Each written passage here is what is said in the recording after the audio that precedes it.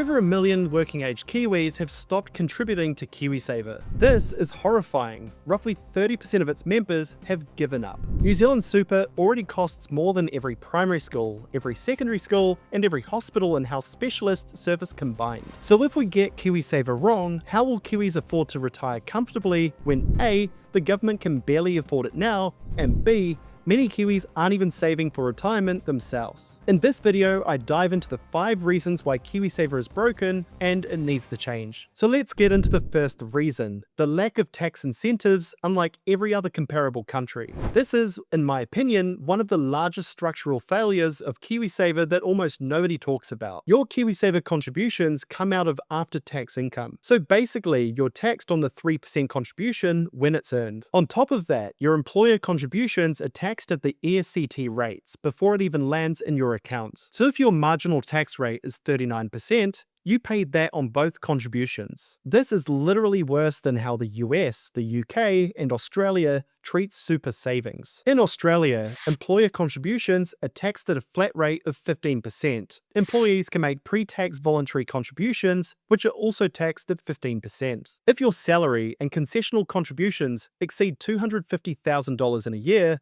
you'll pay Division 293 tax, adding up to a flat rate of 30%. So in New Zealand, while you can get taxed as high as 39%, Australia tops out at 30%. At retirement age, withdrawals are tax-free like New Zealand. In the United Kingdom, workplace pension contributions receive full tax relief. This means that they reduce your taxable income. While New Zealand taxes when you contribute, the UK taxes when you withdraw. This might sound just like a small tweak, but this is incredible because what we pay in taxes here, the Brits can invest and compound these amounts over a lifetime, which is a massive boost to retirement savings. And to add to this, up to 25% of the pot can be withdrawn tax-free. The bit that is taxed is at the marginal rates during retirement, which are often lower than while working due to the tiered system. In the United States, 401ks we hear so much about behave much the same as the UK. You're not taxed on your contributions, but rather when you make withdrawals at retirement when you're usually at lower marginal tax rates. So to summarize this first point, KiwiSaver is awful from a tax perspective. I mean, the IRD has managed to make a savings scheme feel a bit like a tax bill. You're taxed on contributions and you're taxed on your returns under the pie structure. It's no wonder so many people are sitting on the sidelines. There is literally no tax incentive for a New Zealander to save through KiwiSaver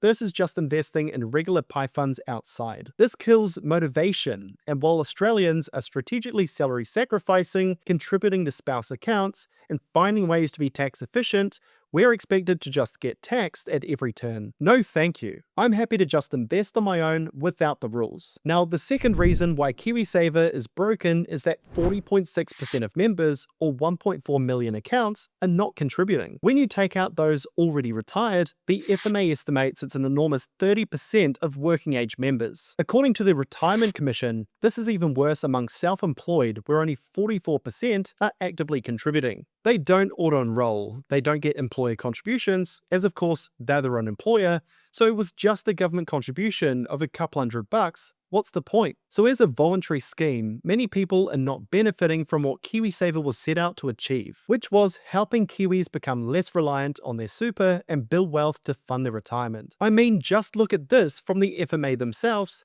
The number of KiwiSaver contributors dropped by 26,000 in 2025. A savings suspension allows you to pause making contributions, and in 2025, 63,000 people entered a suspension, but only 25,000 left it. This shows that people don't understand the value of the scheme, or there's nothing keeping them in it. Over in Australia, saving into the super scheme is compulsory, with employers contributing 12% of your salary. No holidays, no first home withdrawal, no opt-outs, everyone must contribute. So while the average KiwiSaver balance is $36,000, Australia's super has an average of 172,000 Australian dollars, or 200,000 Kiwi. So there are some fundamental issues that A, cause people to opt out of KiwiSaver, and B, not see the point of re-engaging. The third flaw of KiwiSaver is the total remuneration loophole. One of the largest selling points of KiwiSaver has always been that your employer matches your contribution, doubling your savings rate. But for a large number of Kiwis, this is not the case. Research from the Retirement Commission estimates 25% of employers exclusively offer these contracts, while a further 20% use them some of the time. So nearly half of Kiwi employers use this loophole to avoid paying the contribution out of their own pocket. What this actually comes down to is who pays for that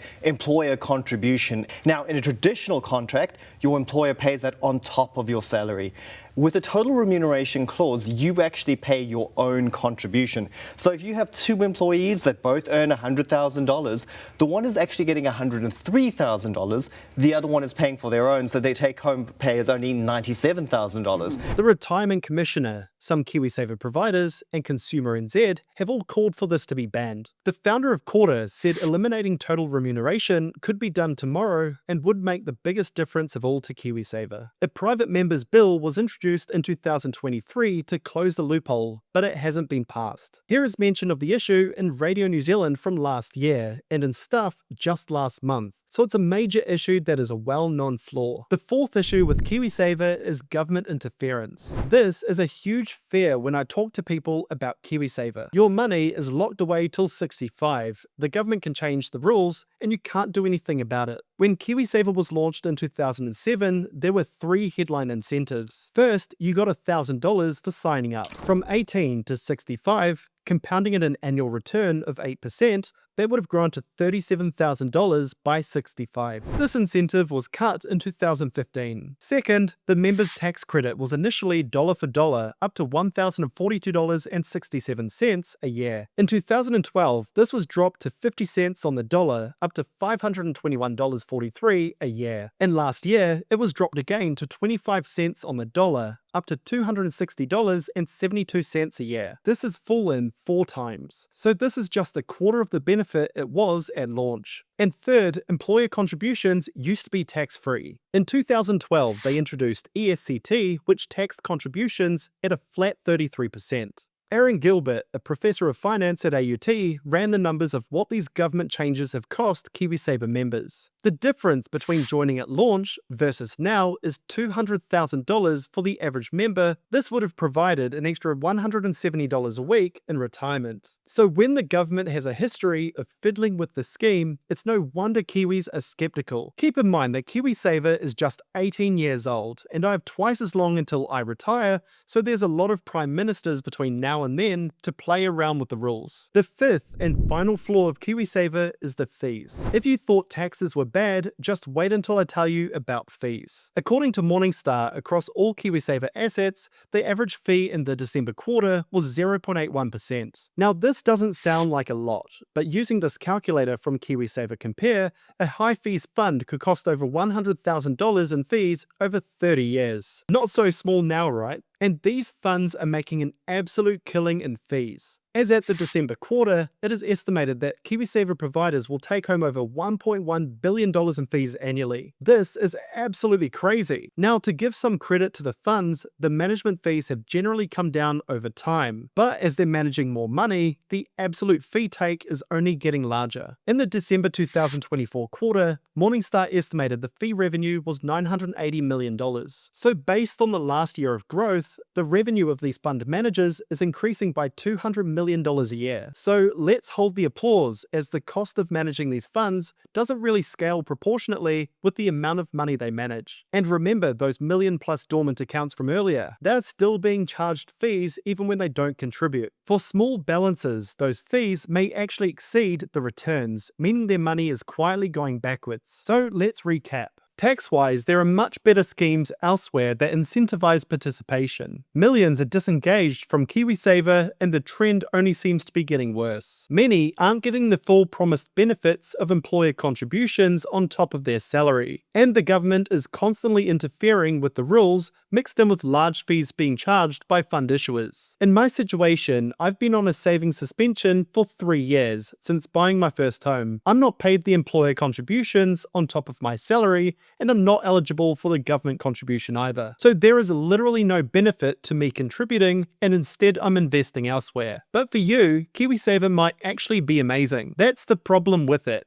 It's working for some, but not for all. If you're receiving employer contributions on top of your salary, and you're putting in enough to receive the full government tax credits, for every dollar you put in, you're getting $2.25 back. In these cases, KiwiSaver can be a great way to accelerate your retirement savings, especially if you otherwise wouldn't have had the discipline to invest. Also, if you haven't bought your first home yet, it can be a great way to build up a deposit. I did the same when I was participating in this scheme. So in this video, I just wanted to highlight 5 areas where I think that New Zealand can do a lot better. We need KiwiSaver to work for everyone. This year is election year. Moves by the government to increase contributions to 6% are not enough to fix the fundamental issues that I've addressed in this video. In fact, it's likely to reduce people's disposable income, so it won't be good for businesses either if people then go on to shrink their budgets. So reach out to your local MP and let's get a conversation going. Everything I've shared in this video are my thoughts only and shouldn't be taken as financial advice. Your situation and mine are different, so it's best to check with a financial advisor about your personal situation. If you have any thoughts on this topic you'd like to share, please make sure to drop them down below in the comments. If you enjoyed the video, please give it a thumbs up and subscribe to my channel. I've made over 280 videos helping Kiwis and Aussies start investing, buying their first home and growing their wealth.